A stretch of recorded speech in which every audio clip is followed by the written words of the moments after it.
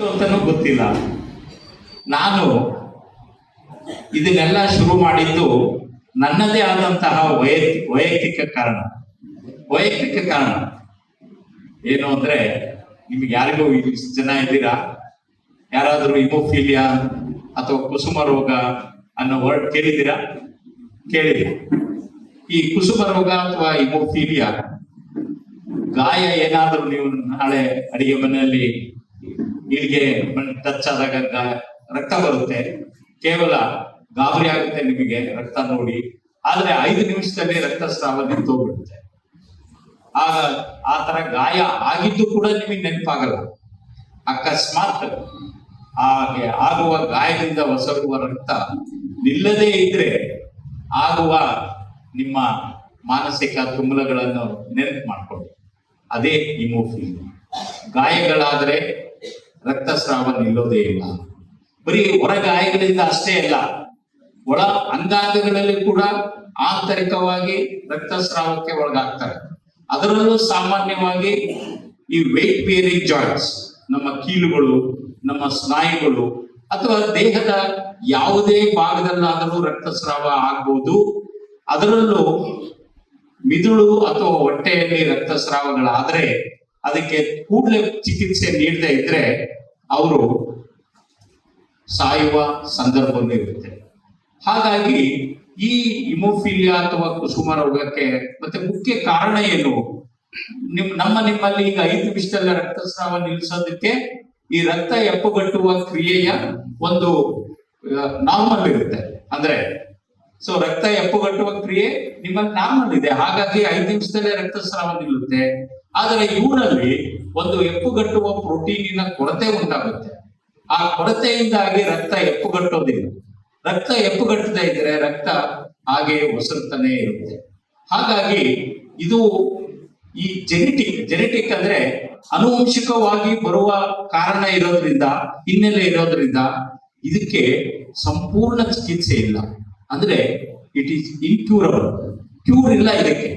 ಹಾಗಾಗಿ ಒಂದು ಸರಿ ನಾವು ಹಿಮೋಫೀಲಿಯಾ ಆಗಲಿ ಅಥವಾ ಈ ರಕ್ತಸ್ರಾವ ರೋಗಗಳನ್ನ ನಾವು ಡಯಾಗ್ನೋಸ್ ಮಾಡಿದ್ರೆ ಅವರು ಜೀವನ ಪರ್ಯಂತ ಅದರಿಂದ ಅನುಭವಿಸಬೇಕಾಗುತ್ತೆ. ಹಾಗಾಗಿ ನಮ್ಮ ದೇಶದಲ್ಲಿ ಇಂತಹ ರೋಗಿಗಳು ಪಡುವ ಪಾಡು ಅಷ್ಟಿಷ್ಟಲ್ಲ. ಯಾಕೆಂದ್ರೆ ಮತ್ತೆ ಹೇಗೆ ರಕ್ತಸ್ರಾವ ನಿಲ್ಲಿಸ್ಬೇಕು, ಮತ್ತೆ ಗಾಯ ಆದರೆ ಹೇಗೆ ನಿಲ್ಲಿಸ್ಬೇಕು, ಆಂತರಿಕವಾಗಿ ಆಗುವ ಅದರಲ್ಲೂ ಬ್ರೈನ್ ಅಲ್ಲಿ ಆಗಿರೋ ರಕ್ತಸ್ರಾವ ಹೇಗೆ ಮತ್ತೆ ನಿಲ್ಲಿಸ್ಬೇಕು ಅನ್ನೋ ಕ್ವೆಶನ್ ಬರ್ಬೋದು.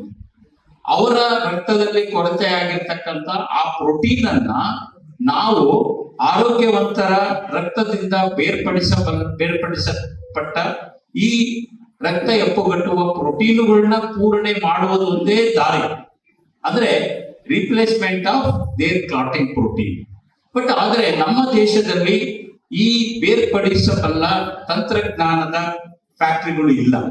ಅದು ವಿದೇಶಗಳಲ್ಲಿ ಮಾತ್ರ ಇದೆ, ಅಮೆರಿಕಾದಲ್ಲಿ. ಹಾಗಾಗಿ ಇವು ಇಂಪೋರ್ಟೆಡ್ ಮೆಡಿಸಿನ್ಸ್. ಒಂದು ಇಂಜೆಕ್ಷನ್ ಒಂದ್ಸರಿ ಬ್ಲೀಡ್ ಆದ್ರೆ ಕನಿಷ್ಠ 8,000 to 10,000 ರೂಪಾಯಿ ಖರ್ಚು ಬರುತ್ತೆ. ಅದು ಡಾಲರ್ ಲೆಕ್ಕದಲ್ಲಿ, ಗೊತ್ತಲ್ಲ ನಿಮಗೆ. ಸೊ ಹಾಗಾಗಿ ನಮ್ಮ ದೇಶದ ಹಿಮೋಫೀಲಿಯಾ ಮಕ್ಕಳು ಚಿಕಿತ್ಸೆಯಿಂದ ವಂಚಿತರಾಗೋದು ಸಾಮಾನ್ಯವಾಗಿದೆ. ಹಾಗಾಗಿ ಅವರು ಯೌವನಾವಸ್ಥೆಗೆ ಬರುವಷ್ಟರಲ್ಲಿ ಅಂಗವಿಕಲತೆಗೆ ಒಳಗಾಗೋದು ಸರ್ವೇ ಸಾಮಾನ್ಯ ಆಗಿದೆ. ಇನ್ನು ಕೆಲವರು ಪ್ರಾಣಾಂತಿಕ ರಕ್ತಸ್ರಾವಗಳಿಗೆ ತಕ್ಷಣವೇ ಟ್ರೀಟ್ಮೆಂಟ್ ಸಿಗದೆ ಸಾವನ್ನಪ್ಪುವ ಒಂದೇ ದಾರಿಯಾಗಿದೆ. ಹಾಗಾಗಿ ಇದರಲ್ಲಿ ಈಗಾಗಲೇ ಹೇಳಿದಂಗೆ ನನ್ನ ಸೋದರ ಮಾವನಿಗೆ ಇದು ಅನುವಂಶಿಕವಾಗಿದ್ದರಿಂದ ನನ್ನ ಬಸವಲಿಂಗಾಯ ನಮಃ. ಓಂ ಶ್ರೀ ಗುರು ಬಸವಲಿಂಗಾಯ ನಮಃ. ಓಂ ಶ್ರೀ ಗುರು ಬಸವಲಿಂಗಾಯ ನಮಃ. ಓಂ ಶ್ರೀ ಗುರು ಬಸವಲಿಂಗಾಯ ನಮಃ. ಓಂ ಶ್ರೀ ಗುರು ಬಸವಲಿಂಗಾಯ ನಮಃ. ಓಂ ಶ್ರೀ ಗುರು ಬಸವಲಿಂಗಾಯ ನಮಃ. ಓಂ ಶ್ರೀ ಗುರು ಬಸವಲಿಂಗಾಯ ನಮಃ. ಓಂ ಶ್ರೀ ಗುರು ಬಸವಲಿಂಗಾಯ ನಮಃ. ಓಂ ಶ್ರೀ ಗುರು ಬಸವಲಿಂಗಾಯ ನಮಃ.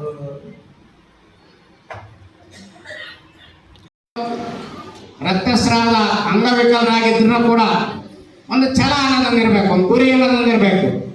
ನನಗೆ ಈ ರೀತಿಯಾಗಿರ್ತಕ್ಕಂಥ ಅವ್ಯವಸ್ಥೆ ಆಗೈತೆ ಅಂತಂದ್ರೆ ನಮ್ಮ ಮುಂದೆ ನನಗೆ ಆಗಬಾರ್ದು, ಅದಕ್ಕೆ ಏನಾದರೂ ಒಂದು ಕಟ್ಟಿಡಿಬೇಕು ಅಂತೇಳಿ ಹೆಂಗೆ ಛಲದಿಂದ ಓದಿ ಅಧ್ಯಯನ ಮಾಡಿ MBBS ಮಾಡಿ MD ಮಾಡಿ ಈ ಹಂತಕ್ಕೆ ಬಂದಿದ್ದಾರೆ. ಇವತ್ತು ರಾಷ್ಟ್ರ ಗುರುತಿಸುವಂತ ಕೆಲಸವನ್ನ ಮಾಡಿದ್ದಾರೆ ಅಂತಂದ್ರೆ ಅವರ ಸಾಧನೆ ಕಡಿಮೆ ಅಂತ ಯಾರು ತಿಳ್ಕೋಬಾರದು.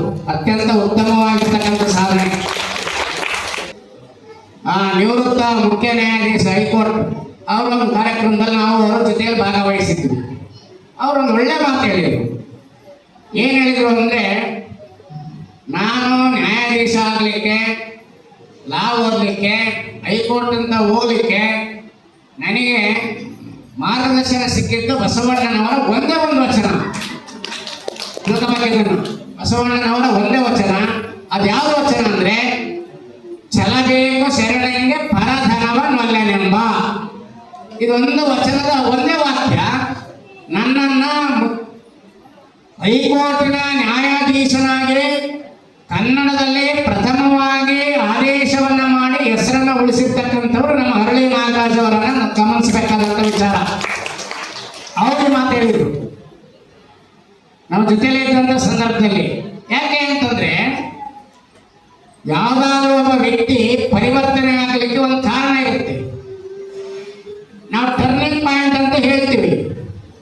ಆ ಟರ್ನಿಂಗ್ ಪಾಯಿಂಟ್ ಜೀವನದಲ್ಲಿ ಅತ್ಯಂತ ಉನ್ನತವಾದಂತ ಬುದ್ಧಿ ಕರ್ಕೊಂಡು ಹೋಗ್ಬಿಡುತ್ತೆ.